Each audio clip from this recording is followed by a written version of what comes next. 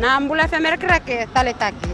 Gonga elambasa Mbula FM namba 2 na sere. Ando tale tak na borong na Mbula FM namba 2 na sere su. Tau buat tiga geraki au reba tiga nistima au ando tale tak na borong na Mbula. Tolo bina Fiji Mbula FM namba 2 singa toka. Mbula bina era roga Mbula FM namba 2 tikola. Mbula FM namba 2 na sere.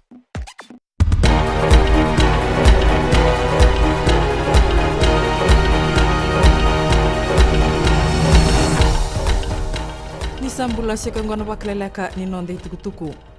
Ena Vakale tigo na moni madongo mai nandi kelo toka na madani wai.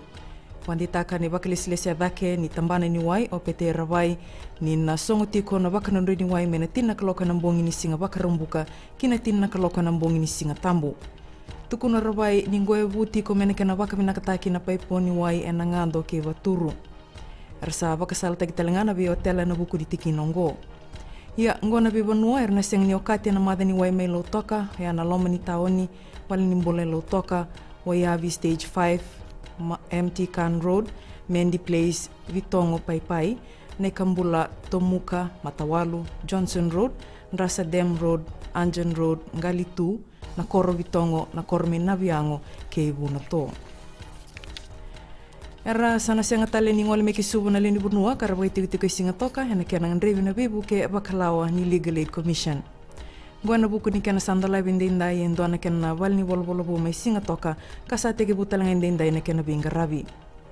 Ena nona bosa tiko verna leni bunua mai singa toka ni lilu ni mati ni tubo renge mba ni marama e bakaritaka kina ni reida na nona mati ni tu mera baka bota kede na binga rabi ena bika bakalawa na leo ni bunua. E abaka tumburi nei labo e bangole me mbelata na venga rabiongo me na walu na ndrau na undol na ndola e na rono ndol tin ka rua ki na rua na milioni na ndola e na rono ndol tin ka tolu ya e na mbaki ongo e sa tosa da kisara ki na va poindi va na milioni na ndola e toka na vale ni vele wai me singa toka na vale ni bolo bongo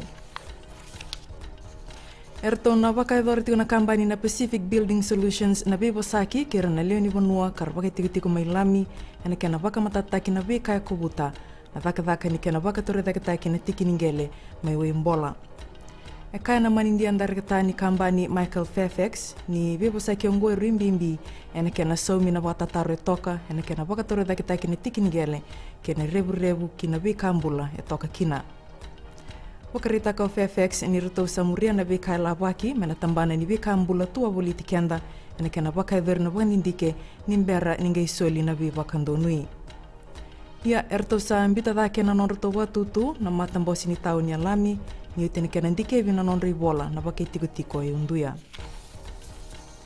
kinengito ersate ke bukemba watendindai na dorbo leo ni timi ni Flying Fijians Erato alaki indikebi bakabuni wa ise medical test en bal ni bolo liu ni rakabi unioni en etini na dongito en mataga ni kuwa nimber ni retonge ngole kina Queen Elizabeth Barracks mai nambua. Ngo endo na ngona binaka merabi maliwe kina dongito kina doni biwata buli di boni timi John McKee. Ya erato nangai kembatigo na madha mengo na dorbo erato ngito tiko mai bonotani. Mai dabe keri na Vakaleleka ni nonde tukutuku ni baka veng binaka.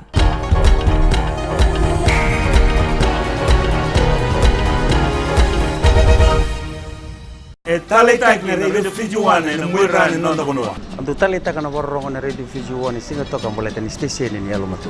Ando tale tak bale una borong na Radio Fiji One station ni alumatu lo toka. Ando tale tak bale una borong na Radio Fiji One mandi na station ni alumatu. Au tu ko korbo Ando borong lewe na station ni alumatu na Radio Fiji One. Ando borong na Radio Fiji One na station ni alumatu na mandoi tele. Na Radio Fiji One nandu mai bitin bonga ni BNN.